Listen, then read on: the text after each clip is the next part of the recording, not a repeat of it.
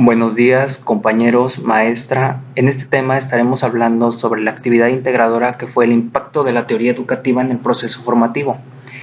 Nuestro equipo está constituido por Sara Gobea Gutiérrez y su autor Michel Obrot y su título Pedagogía Institucional.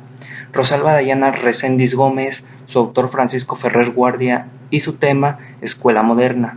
Yair Rosales Tello con su autor Gerard Mendel y su tema el socio-psicoanálisis de Mendel. Celina Guadalupe Andrea Rivera con su autor Antonio Gramsci en la hegemonía cultural. Ixchel Montor Quevedo, su autor Henry Guayón y su tema la dialéctica. Y un servidor, Elisahueldis Rosales Amario, con su autor Carlos Rogers y su tema método de enseñanza no directiva o la no directividad. Yo les voy a hablar sobre Carl Rogers. ¿Quién fue Carl Rogers? Bueno, fue la principal figura de la psicología humanista, según la APA. Fue uno de los 6 psicólogos más importantes del siglo XX y uno de los psicoterapeutas más influyentes de la historia en Estados Unidos. Aportes a la educación de la no directividad. En este concepto lo desarrolla Rogers tomando como punto de partida dos aspectos. Hay una confianza en que el cliente, paciente alumno, pueda manejar constructivamente su vida y solucionar sus propios problemas. Este supuesto es una consecuencia directiva del postulado de la bondad innata del hombre. Si se puede actuar a la persona, lo que haga estará bien. Además, las personas es la única que puede llegar a conocer sus problemas y por lo tanto la única que puede resolverlos. Por otra parte, cualquier tipo de directividad, enseñanza, orden y mandato podría ser perjudicial para el desarrollo de la persona, puesto que estaríamos impidiendo su crecimiento personal. En otras palabras, no debe decir al niño lo que debe hacer. Él hará lo que quiera o lo que sienta y estará bien. Ni el padre, ni el maestro, ni el terapeuta debe dirigir la conducta del niño. Solo debe facilitar esto es por las condiciones necesarias para que se desarrolle. Bueno, si nos podemos dar cuenta, aquí habla sobre la libertad del niño. Y como ya lo vimos anteriormente, otros temas con otros autores, como María Montessori, que hablaba de la libertad, yo siento que está muy bien relacionado, ya que el alumno tiene que ser libre para poder aprender varios temas y poder relacionarlos todo a su entorno, porque el niño mediante va creciendo tiene que darse esa facilidad de obtener las cosas también por su propia cuenta. Esto es lo que nos relataba Rogers y siendo este autor, la verdad, un terapeuta, pues yo siento que estaba muy especializado, ¿no? Basado en esas teorías, ya que el alumno sabía que aprendía mejor con el tema de la libertad. La no directividad influyendo en los alumnos. El aprendizaje participativo para el alumno es más eficaz que el aprendizaje pasivo, ya que el aprendizaje se facilita cuando el estudiante participa responsablemente en el proceso de aprender. El aprendizaje significativo será mayor cuando el alumno elige su dirección, ayuda a descubrir sus recursos de aprendizaje, formula sus propios problemas, decide su curso de acción y vive la consecuencia de cada una de sus elecciones. ¿Qué nos quiere decir esto? Muy fácil. Pues el alumno tiene que participar en cualquier tipo de, ya sea eventos, escuelas, en cualquier tipo de ambiente, ya que el alumno expresa sus ideas, hace aportaciones e igual le hacen aportaciones a él. Vivimos en un mundo donde tenemos que relacionarnos para poder para poder llegar a nuestras metas, dirigir nuestra dirección a lo que va del aprendizaje y las acciones que se encuentran también en nuestro entorno para poder absorberlas. Objetivo del terapeuta del cliente. El objetivo del terapeuta es permitir que sus clientes se transformen en personas plenamente funcionales o saludables al principio de las características de ese estado de funcionalidad en una apertura a nuevas experiencias, lo cual es de vivir aquí y ahora en la confianza en los propósitos, deseos e intuiciones, a la libertad y a la responsabilidad de crear. ¿Qué nos quiere decir esto de la no directividad? Pues de la no directividad nos quiere dar a entender que el terapeuta es el docente y el cliente es el alumno. Entonces, el cliente va a estar aprendiendo del terapeuta. por lo cual nosotros aquí en 3 pasos importantes nos dice que tenemos que se relaciona con la psicología. Aparte de ello, nos quiere decir que tenemos que tener la congruencia al ser auténticos con el cliente, al ser amables, cariñosos con el alumno, la empatía para poder comprender sus sentimientos, el respeto acerca de lo que le pasa al cliente. Eso es por parte de la psicología, lo cual nosotros tenemos que tener en cuenta, ver cómo viene ya que si seremos docentes, tenemos que ver cómo viene un alumno, qué problemas tiene, y darle esa confianza y seguridad para que ellos nos brinden y puedan obtener así un buen aprendizaje.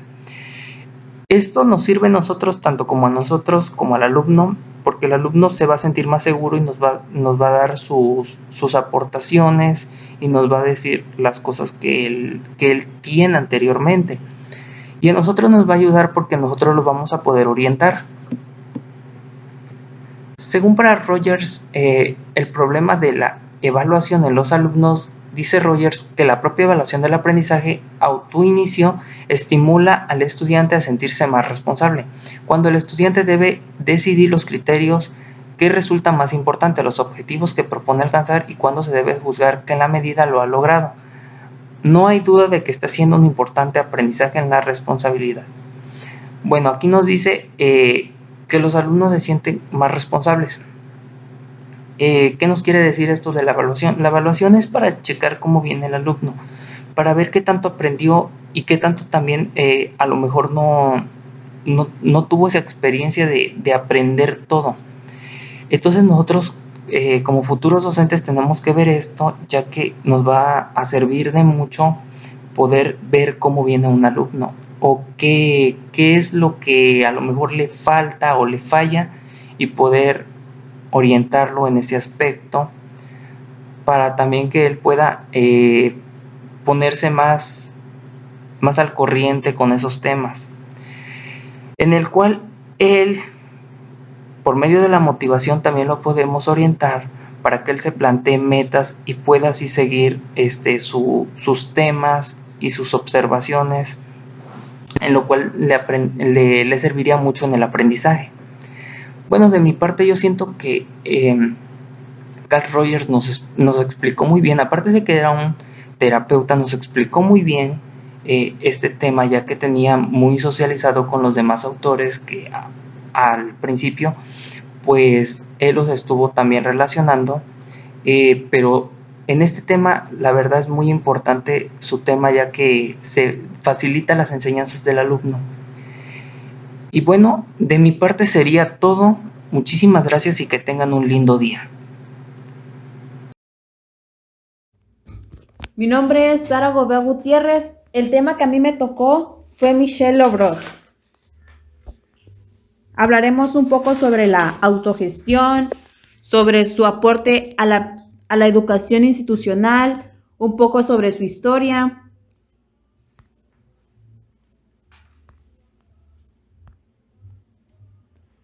Michel Lobros es un humanista, psicólogo y pedagogo francés, autor de numerosas obras, uno de los principales fundadores de la pedagogía institucional. Uno de los aportes a la educación es la perspectiva institucional, por lo tanto, punto de paso obligado en el camino del análisis de lo que pasa en la educación. La institución puede verse como la forma que adopta la reproducción y la producción de las relaciones sociales. Su pedagogía institucional. La pedagogía institucional está centrada en primer lugar en la transformación de las instituciones escolares. Este análisis permitirá la libertad interna que posee el educador para controlar y evaluar al grupo. La clase es una institución de orden que se discute por el grupo, entre el maestro y el alumno. El rol del educador es con respecto a la organización escolar. Debe limitarse a hacer propuestas a los educandos, ya que ellos serán quienes determinen su proceso de organización. En este punto, el educador se convierte en un apoyo. Simplemente cuando el educando lo permita o lo necesite, es cuando el educador entra en papel. En la pedagogía institucional se deja que el educando sea más responsable con sus decisiones. A nivel de contenido, aportará ideas solo cuando el educando se lo demande. Es el punto anterior que acabo de comentar. El rol del alumno decide cómo aprender bajo sus propios métodos de aprendizaje. Analiza el sistema social en el que vive. Es responsable y colaborativo en el trabajo en grupo.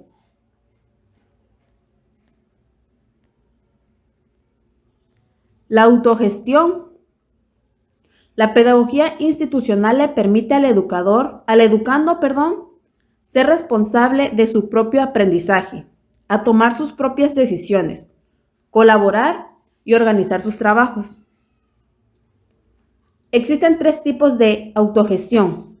Existe la autogestión política, autogestión terapéutica y autogestión pedagógica.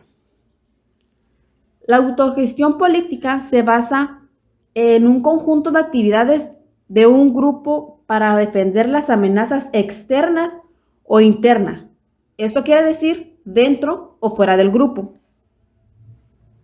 La autogestión terapéutica es analista y paciente. Realiza actividades específicas para la resolución de conflictos. Por último, la autogestión pedagógica. El principio consiste en colocar a manos de los alumnos todo lo que sea posible, es decir, no la elaboración de programas o la decisión de exámenes, que no dependen ni del docente ni de los alumnos, sino el conjunto de la vida, las actividades y la organización del trabajo en el interior de este marco. Una de las citas de Lovrot fue: el docente solo puede responder a la demanda, pero no responde necesariamente a toda la demanda. Si lo hiciese, perdería a su vez la libertad y se convertiría solo en una máquina en manos de los alumnos. Este es mi tema, espero y les haya gustado. Gracias.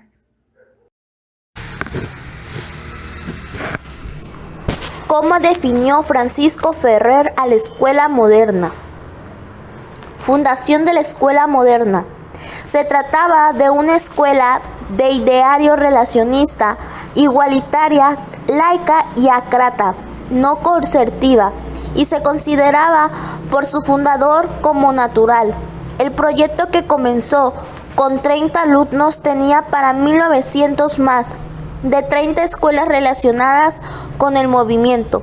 La teoría la define como un internado familiar establecido en el campo donde las experiencias del niño sirven de base a la educación intelectual mediante el empleo adecuando sus trabajos manuales. Los principios básicos de la escuela moderna.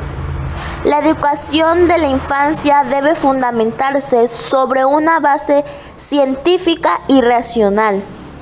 La segunda, la instrucción es parte de la educación. La tercera, la educación moral, mucho menos teórica que práctica, debe resultar principalmente del ejemplo y apoyarse sobre la gran ley natural de la solidaridad. Cuarta, es necesario, sobre todo en la enseñanza de la primera infancia, que los programas y métodos estén adaptados lo más posible a la psicología del niño, lo que casi no sucede en ninguna parte, ni en la enseñanza pública ni en la privada. 5. El propósito de la enseñanza es que los niños de ambos sexos tengan idéntica educación. 6. La coeducación de pobres y ricos, que propone en contacto de unos con otros en la inocencia, igualdad de la infancia, por medio de la sistemática igualdad de la escuela racional. Esa es la escuela buena, necesaria y reparada. 7. Establecer la protección e instrucción higiénica de las escuelas. 8. El juego es indispensable a los niños. 9. Es de vital importancia la preparación de los maestros y una vida de sueldo digno para ellos. 10. La escuela debe renovarse para renovar la sociedad. 11. Partiendo de una educación en la solidaridad y de la igualdad. No hay que crear una desigualdad nueva.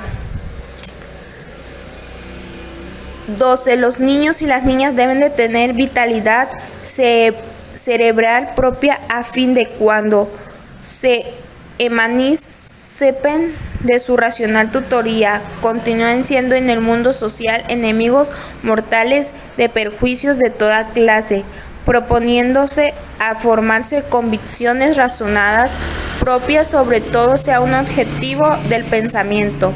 Y 13. El propósito culminante de la escuela moderna es fomentar la evolución progresiva de la infancia, evitando las atavías.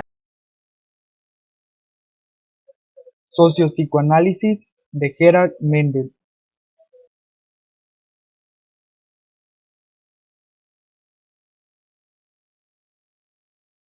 (1930-2004) Gerhard Mendel fue un psicoanalista y psiquiatra francés. Gerhard impulsó el socio-psicoanálisis y analizó tópicos temas, siendo uno de ellos el poder y la autoridad. El socio-psicoanálisis está basado en la teoría de Freud. Es una investigación institucional comenzada por Gerhard Mendel. Los problemas sociales que se presentan hoy en día se han motivado por su desarrollo o adelantos tecnológicos, que han hecho posible que aparezcan respuestas a estos fenómenos. Una de estas respuestas es la teoría psicoanalítica, que se basa en el principio del psicoanálisis de Freud. La autoridad, siendo un problema crucial para entender las relaciones humanas, las crisis generacionales o los fracasos en la educación.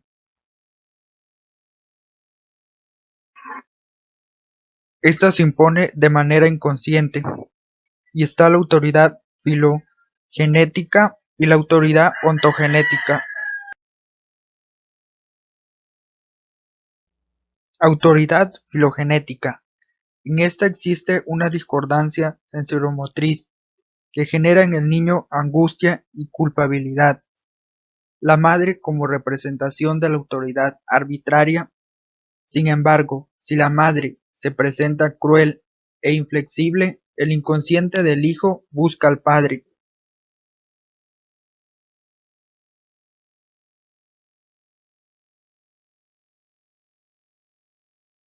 Autoridad ontogenética.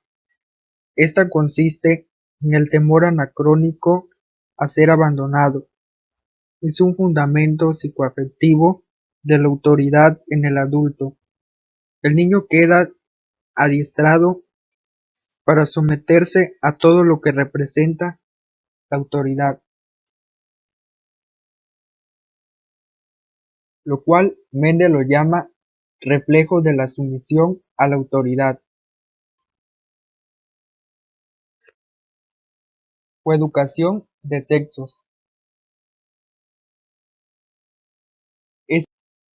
Coeducación de sexos. Esta nos habla que debemos emancipar a hombres y a mujeres, dándoles la misma educación a ambos sexos, para que se relacionen entre sí. Gerhard Mendel introduce el sociopsicoanálisis en la educación, que relaciona los problemas sociales con los psíquicos. Es por ello necesario retomar la parte inconsciente en las relaciones sociales, las cuales se van forjando dentro de la institución escolar y dentro de la autoridad se refiere al abuso del poder.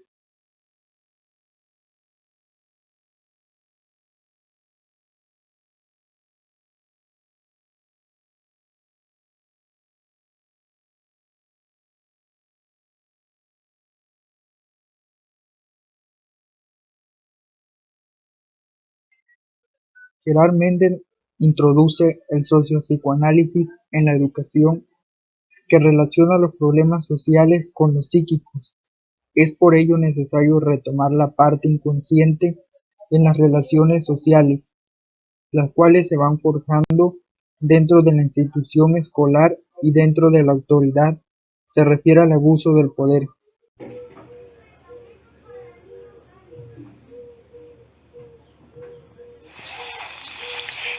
Gramsci en la educación, la hegemonía cultural. Antonio Gramsci nació el 22 de enero de 1891 en Arenas, Cerdeña, y falleció el 27 de abril de 1937 en Roma.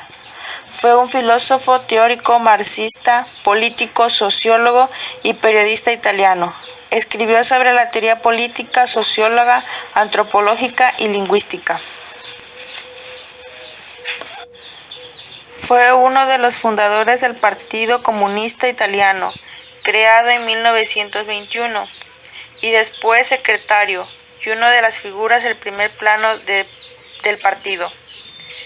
Fue encargado de Turri bajo el régimen fascista de Benito Mussolini en 1926.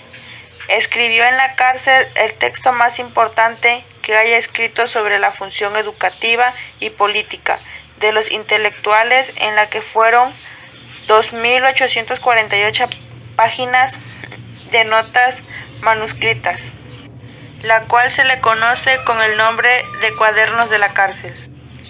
La hegemonía es un proceso cognitivo activo y continuo, el cuerpo de práctica y expectativas en relación a la totalidad de la vida de los sujetos, pues su relación política y pedagógica es el estado del educador, la cual es función educativa positiva, y la escuela en función educativa negativa de los tribunales. A través de ellas se internalizan los valores de la clase dominante y se construyen sujetos domésticos. Ha creado conformismo social y que el individuo se incorpore al modelo cognitivo. Para Gramsci, el sistema escolar es como las demás organizaciones culturales, que pues actúan en la sociedad civil. Uno de los factores de hegemonía de una clase social y constituye el hilo conductor en la educación de los cuadernos de la cárcel. El análisis de Gramsci es la función mejor conocida y más positiva de muchos intelectuales italianos. Ha sido y quizás todavía es cosmopolita, es decir, universal, y por consiguiente es más pertinente para la civilización occidental o incluso mundial. Para él, la educación es un campo en que la teoría y la práctica, la cultura y la política se confunden inevitablemente, y donde la investigación y el descubrimiento intelectual se combina con la acción social y política. Pues es frecuentemente que se produzca una distinción, sino una oposición, entre esos dos aspectos de la educación y el uso ideológico de la cultura, y la ciencia a menudo provoca la neutralización de los efectos educativos y políticos del desarrollo cultural y la justicia. El reto y la modernidad es vivir sin ilusiones y sin desilusionarse. Antonio Gramsci.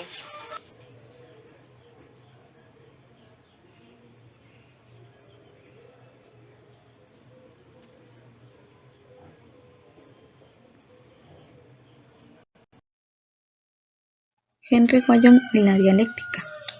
Henry Wallon, 1879 y 1962, fue un psicólogo francés.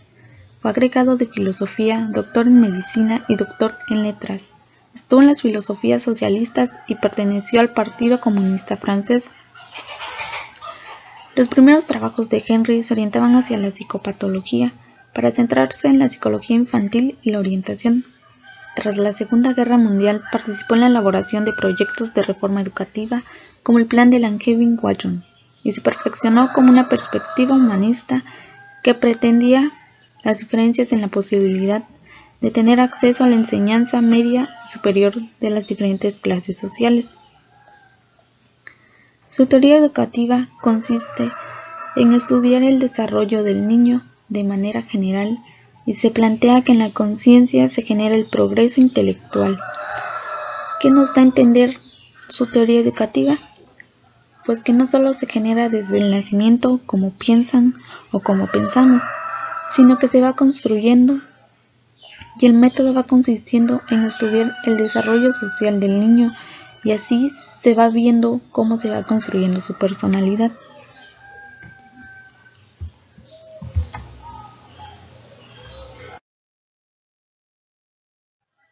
Sus etapas o estadios son el estadio impulsivo, que es desde el nacimiento hasta los 6 meses, el emocional, que es desde los 6 meses al final del primer año, el sensoriomotor y proyectivo, es el que abarca del primer al tercer año, el personalismo, que comprende de los 3 a los 6 años, el estadio categorial, que es de los 6 a los 11 años.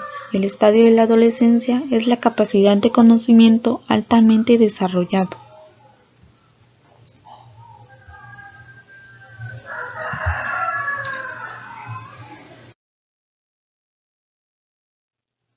En los aportes que tenía Wallon era que tomaba en cuenta una fuerte relación entre el niño y el medio. Decía que los individuos pertenecían a la sociedad. El desarrollo del niño era el resultado de la interacción dialéctica que se da en lo orgánico y lo social. ¿Qué nos da a entender esto? Que se da entre el individuo y el medio. Su base de interacción se asienta con la razón de ser de la educación. En su postura, Wallon planteaba la conciencia del origen del progreso intelectual y no se presentaba en el momento del nacimiento, sino que es la cualidad que se construye socialmente por la simbiosis afectiva. ¿Y qué es la simbiosis afectiva? Pues es el que ocurre después del nacimiento y se vincula a los lazos de la madre, y así se va transformando en una relación afectiva.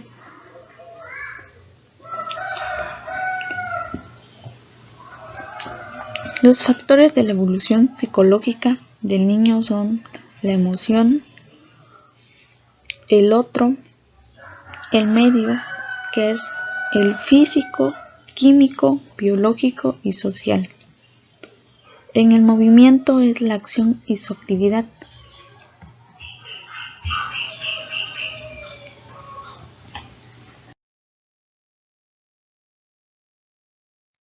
¿Y qué era para Wallon el método dialéctico? Era la forma válida para enfrentarse al estudio de la conducta. Su realidad objetiva era interna o externa, que debía determinar el estudio psicológico del niño y no las ideas que el adulto le daba desde su perspectiva. En el psiquismo, para Wallon era el estudio del comportamiento del niño en cada una de las edades de su desarrollo, en un sistema donde se incorporaban todas las actividades que estarían disponibles para el niño. ¿Y qué presentaba el psiquismo en la motricidad? Presentaban la expresión de las relaciones del sujeto con el entorno. Y Wallon decía que no había nada en el niño más que su cuerpo como expresión de su psiquismo. Wallon decía y defendía el concepto unitario del individuo, diciendo que el desarrollo biológico, que el desarrollo humano se producía tras la transición de lo biológico y lo natural, también como el social y cultural.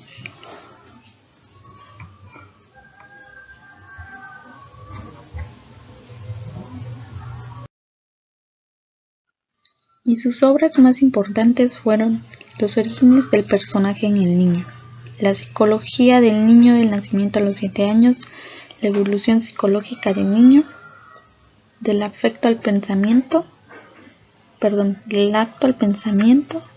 y Los orígenes del pensamiento en el niño. Esas fueron sus obras más importantes. Y pues ese es mi tema de Henry Wallon. Eso es todo.